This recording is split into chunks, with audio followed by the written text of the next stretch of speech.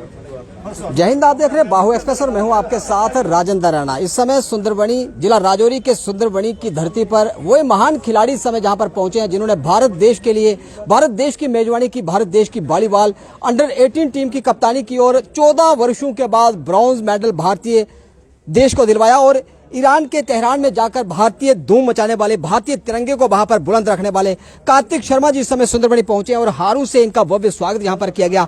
हम यहां पर उनसे बात करने का प्रयास करेंगे कि जिस प्रकार आपकी सिलेक्शन हुई, आप तब कहां पे थे और किस प्रकार आपने इस इतना बड़ा जो टारगेट आपका था आपने अचीव किया, किस प्रकार की मुश्किलातें आई और आपका कोच कौन था, कहां कहां आपने ट्रेनिंग की जिसके बाद आप भारतीय टीम के कप्तान बने। सबसे पहले तो मैं डिस्ट्रिक्ट राजौरी वॉलीबॉल एसोसिएशन का थैंक यू करना चाहूँगा, जिन्होंने यहाँ अलग अलग जगह पे टूर्नामेंट्स करवाए और टैलेंट्स के फाइंड किया। टैलेंट्स अलग अलग जगह गांव में अलग अलग खेलते हैं, अलग अलग कंपटीशन खेलते हैं। फिर हमारे तारिक सर हैं, इन्होंने हमको आगे बढ़ने का दिया कि आप लोग आगे निकले, यहाँ से बाहर जाइए। और हम लोग यहाँ से बाहर गए, गुजरात में खेलते थे जी। गुजरात में मैं खेलता था, वहाँ हॉस्टल में प्रैक्टिस करता था, हम वहीं से नेशनल खेलता था, मैं वहीं से गुजरात स्टेट को रिप्रेजेंट करता था। उसके बाद हम नेशनल खेलते थे तो वहाँ से मेरी सिलेक्शन हुई थी इंडियन नेशनल कैंप के लिए, यूथ इंडिया कैंप के लिए। तो हम हॉस्टल में थे तो हमें वहाँ पर चला कि हमारा नाम आया है। तो फिर हम कैंप में गए, वहाँ हमने 50 डेज़ का कोचिंग कैंप किया। उसके बाद हमारी सिलेक्शन हुई, हम तेहरान खेलने के लिए गए और हमने ना ही वहाँ मेडल जीता बल्कि वर्ल्ड चैंपियनशिप के लिए भी क्वालिफाई किया। अगले साल ईरान में ही होगी और इंडिया का ब्रॉन्ज मेडल आया वहाँ पे। तो आप भगनोटी के गांव में जन्मे, वहीं पर पले बड़े और गांव के अंदर आपने खेला। गांव के अंदर आपके मन में ये कैसी अभिलाषा है कि आप एक दिन इंटरनेशनल स्तर का खिलाड़ी बनेंगे और भारतीय टीम की कप्तानी करेंगे? वहां पर आपको कौन एज अ रोल मॉडल आपका वहां पर गांव में कौन रहा? जी, गांव में तो हम ऐसे खेलते थे फ्रेंडली, लेकिन हमको दिशा दिखाने वाले सर थे जिन्होंने हमको बाहर निकाला गांव से कि आप लोग बाहर निकलिए, आप में टैलेंट है, आप कुछ कर सकते हैं ज़िंदगी में आगे। तो ये thanks to the Tariq sir जिन्होंने हमें वहां से बाहर निकाला और हमें आगे का रास्ता दिखाया। तो ईरान में जाकर जब आप खेले तो किस प्रकार की वहां पर कंपटीशन तो काफी टफ होगा क्योंकि खिलाड़ी वहां पर अंतर्राष्ट्रीय स्तर के थे और आपने वहां से 14 वर्षों के बाद भारत को ब्रॉन्ज मेडल लाया। जब ब्रॉन्ज मेडल मिला तो भारत देश से कितने आपको टेलीफोन कॉल गई, वहां पर कोच का आपको किस प्रकार का आशीर्वाद वहां पर मिला जब आप ब्रॉन्ज मेडल लेके ग्राउंड से बाहर आए? जी, जब हम वहाँ खेलने के लिए गए थे तो उससे पहले हम लोग इनएक्सपीरियंस थे, क्योंकि जो वहाँ की फॉरेन कंट्रीज होती हैं वो आपस में फ्रेंडली कंपटीशन और फ्रेंडली टूर्स खेलती हैं, तो वो बहुत एक्सपीरियंस होती हैं।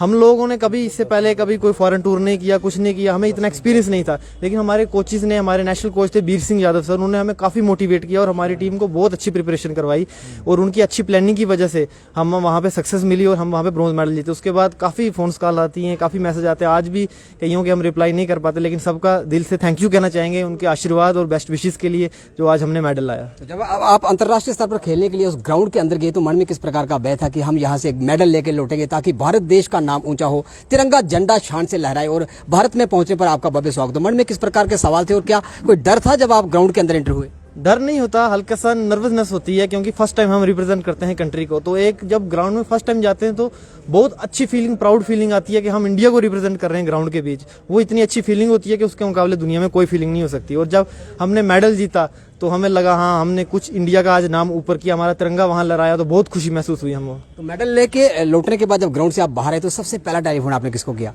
टेलीफोन तो हमने नहीं किया, हमें फ़ोन तो मिलते नहीं थे, हमें रिस्ट्रिक्शंस थी फ़ोन चलाने के लिए। हमारे कोचेस हमको ज़्यादा परमिशन नहीं देते थे फ़ोन चलाने के लिए, हमारे फ़ोन्स जो थे वो वहीं होते थे, तो फ़ोन में किसी को कर नहीं पाया। लेकिन सोशल मीडिया का ज़माना है तो सबको पता चल जाता है कि इंडिया ने मेडल जीत लिया वहाँ तो पे। मम्मी पापा से बात कब हुई जब मेडल लेके आप आए? तो मेरी एक दिन के बाद ही हुई थी क्योंकि हमारी कॉलें वहाँ से नहीं होती थी, तो व्हाट्सएप में कॉल एक दिन के बाद हमने बात की थी। तो काफ़ी इमोशनल मोमेंट था, सभी रो रहे थे गांव में, घर में, सभी खुशी के आंसू थे सबकी आंखों में जी। तो कोच साहब भी आपके साथ हैं, इसका क्रेडिट सबसे बड़ा क्रेडिट आप किसको देंगे? जी, सभी कोचेस, हमारे लाइफ में बहुत सारे कोचेस थे, हम सभी को क्रेडिट देना चाहेंगे, लेकिन तारिक सर है जिन्होंने हमको उंगली पकड़ के गाँव से बाहर निकाला। तारिक सर, आपका एक स्टूडेंट आज अंतर्राष्ट्रीय स्तर पर खेला, भारत देश के लिए मेजबानी की, कप्तानशिप की और 14 वर्षों के बाद भारत को ब्रॉन्ज मेडल लाया। कैसा फील हो रहा है कि आपका एक जो स्टूडेंट था, आपका शिष्य था, आज भारत का नाम अंतर्राष्ट्रीय स्तर पर ऊंचा करके पुनः भारत में लौटा है? देखिए, मैं ये बयान नहीं कर सकता कि ये मुझे कितना प्राउड महसूस होता है। कार्तिक ने वो करिश्मा कर दिखाया है जो हम सोच भी नहीं सकते थे, क्योंकि हिंदुस्तान की टीम को वर्ल्ड चैंपियनशिप में क्वालिफाई कराना ही एक बहुत बड़ा गौरव की बात होती है। क्योंकि जब वर्ल्ड चैंपियनशिप होती है तो वहाँ सिर्फ पूरी दुनिया की सिर्फ 16 टीमें खेलती हैं, तो 16 टीमों में भारत का आना ये अपने आप में कमाल है। और उसका श्रेय जो है हम महसूस करते हैं कि अगर हमारे गाँव को, हमारे राजौरी जैसे इलाके को अगर वो मिलता है, क्योंकि जिस टीम का कप्तान जो होता है, कप्तान को ही श्रेय जाता है कि वो अगर उसने वर्ल्ड चैंपियनशिप के लिए क्वालिफाई किया किया है। तो जब कार्तिक का नाम आएगा तो उसमें बगनोटी का नाम भी आएगा और राजौरी का भी नाम आएगा। तो ये मेरे लिए बड़े प्राइड मोमेंट्स हैं कि ये मेरा दूसरा शागिर्द है जो इंडिया को रिप्रेजेंट कर रहा है। इससे पहले सकलैन तारिक जो कि मेरा बेटा भी है, वो अब सीनियर इंडिया में खेल रहा है। 2014 से लगातार वो हिंदुस्तान की नुमाइंदगी कर रहा है। तो मैं समझता हूँ अगर सकलैन के बाद कार्तिक आया तो और ऊपर वाले से उम्मीद रखता हूँ कि आने वाले दिनों में और सकलैन और कार्तिक हमारे इलाके से निकलेंगे। तो ख्वाब क्या है मन में कि आपका ये जो स्टूडेंट है ये भी भारत देश के लिए, अभी अंडर 18 के लिए खेला है, भारत देश के लिए खेले और भारत देश की कप्तानी करे, क्या मन में इस प्रकार का कोई ख्वाब है? जो इसके अंदर सलाहियतें हैं, जिस किस्म का इसके अंदर टैलेंट है, मैं दावे से कह सकता हूं अगर ऊपर वाले ने चाहा, इसको कोई इंजरी ना हुई तो आने वाले 10 साल ये हिंदुस्तान की नुमाइंदगी करेगा। तो आने वाले 10 वर्षों के बाद भारत देश का कप्तान होगा कार्तिक शर्मा, जो राजौरी के नौशहरा बगनोटी का रहने वाला है। यहाँ पर आपने भी स्वागत किया, फूलों से फूलमालाएं यहाँ पर पहनाएगी, किस प्रकार की शुभकामनाएं देगी ताकि हमारे ही इसी गांव का रहने वाला एक बच्चा अंतर्राष्ट्रीय स्तर पर पहुंचा और भारत देश का नाम रोशन करने के उपरांत आज सुंदरबनी पहुंचा? धन्यवाद राजेंद्र जी, आप यहाँ पहुँचे। सबसे पहले तो मैं इनके माँ बाप को मुबारकबाद देना चाहता हूँ जिन्होंने ऐसा लाल को पैदा किया है। उसके बाद मुबारक बनती है जो इनके कोच हैं, जिला के कोच हैं, उनको मुबारकबाद देना चाहता हूँ। उन्होंने ऐसा हीरा तराश के ऑल इंडिया लेवल पे एक टीम की कप्तानी करते हैं। उनका नाम कार्तिक शर्मा है। और बहुत बड़ी बात कि हिंदुस्तान की टीम की कप्तानी करना, जम्मू कश्मीर टीम की नहीं, फिर कोट कर रहा हूं, जम्मू कश्मीर टीम की नहीं, हिंदुस्तान टीम की कप्तानी करना और एक छोटे से गांव से उठ के इंटरनेशनल लेवल पे नुमाइंदगी करने के बाद वहां मेडल जीतना, बहुत बड़ी मुबारकबाद है तारिक साहब को और इस बेटे को।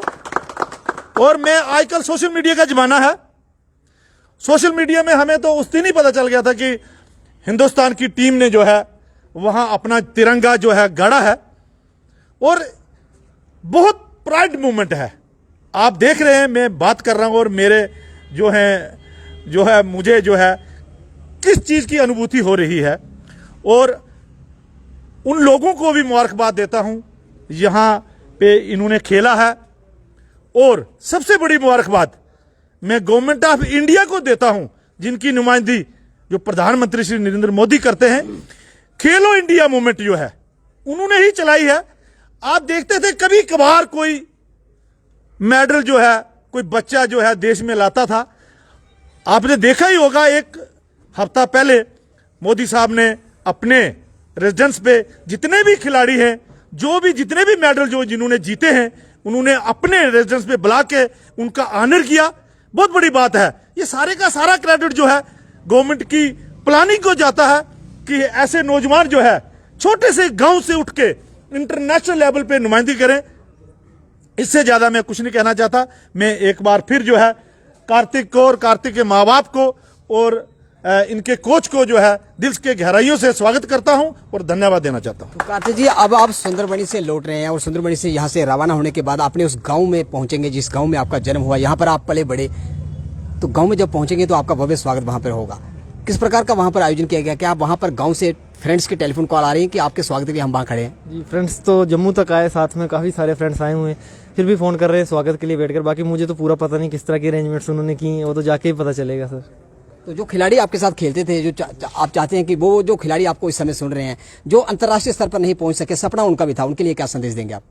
वो ये हार्ड वर्क करते रहिए, नेक्स्ट चांस उनको जरूर मिलेगा आगे टीम में खेलने के तो सरदार साहब, आपके यहाँ का बच्चा अंतर्राष्ट्रीय स्तर पर खेला और भारत देश की मेजबानी की, नुमाइंदगी की, वहां पर कप्तानी की और झंडा बुलंद करके ब्रॉन्ज मेडल लेके आज सुंदरबनी पहुंचा। मन में कैसा फील हो रहा है कि आपका बेटा, एक सुंदरबनी गांव का बेटा, आज अंतर्राष्ट्रीय स्तर पर खेल के आया? राजेंद्र जी, पहले तो मैं सबसे आपका बहुत धन्यवाद करता हूं जो आप कीमती समय निकाल के जहां डाकबंगले में पहुंचे हैं।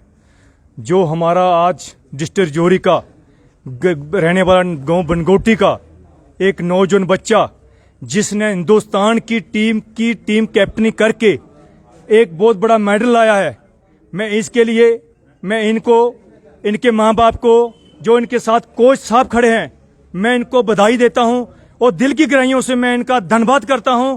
और मैं आज पूरे देश के लिए, हमारे के लिए इतना गर्व है और खासकर डिस्ट्रिक्ट राजौरी के लिए, अगर मैं आज पूरे नौजवान बच्चों को मैसेज देना चाहता हूं, अगर किसी गरीब परिवार से इतनी मेहनत करके इसने मेहनत की, इनके कोच साहब ने इनको गाइडलाइन दिया और हमारी इंडियन गवर्नमेंट ने इनको चुना, इनके अंदर पावर थी, टीम कैप्टन बन के जो इराक में जाके इन्होंने अपना बहुत बड़ा एक मेडल लाया है। इसके लिए मैं इन सबको दिल की गहराइयों से धन्यवाद भी करता हूं और मैं पूरा खुशी से मैं बोलता हूं, सब जितने नौजवान बच्चे हैं वो भी अगर इतनी मेहनत करें तो हमारा देश का तिरंगा और भी ऊंचाइयों तक बुलंद कर सकता है। तो एक फौजी जो है वो तिरंगे झंडे की शान के लिए सीने पर गोली खाता है और एक फौजी का बेटा गांव का रहने वाला, सब डिवीजन नौशहरा का रहने वाला कार्तिक शर्मा अंतर्राष्ट्रीय स्तर पर गया, भारत देश की मेजबानी की और अंडर 18 वॉलीबॉल प्रतियोगिता एशियन चैंपियनशिप में भाग लिया और 14 वर्षों के बाद ब्रॉन्ज मेडल भारत देश को दिलाया, भारत देश का नाम रोशन किया। इस समय सुंदरबनी पहुंचा, भव्य स्वागत यहाँ पर किया जा रहा है और इसके बाद उनके पैतृक गाँव में जैसे ये पहुंचेगा, आप देखते हैं कि पूरा गाँव इनके सम्मान के लिए निगाहें बिछाकर सुबह से इसका इंतजार कर रहा है और ख्वाहिश यही है कि भारत देश के लिए खेले, अंतर्राष्ट्रीय स्तर पर भारत देश की ए टीम के लिए खेले और भारत देश की कप्तानी करे और भारत देश का तिरंगा यूं ही विश्व स्तर पर लहराता रहे। तमाम अपडेट्स के लिए आप देखते रहे बाहुबली पे, वीडियो जर्नलिस्ट सचिन राणा के साथ बाहुबली के लिए मैं राजेंद्र।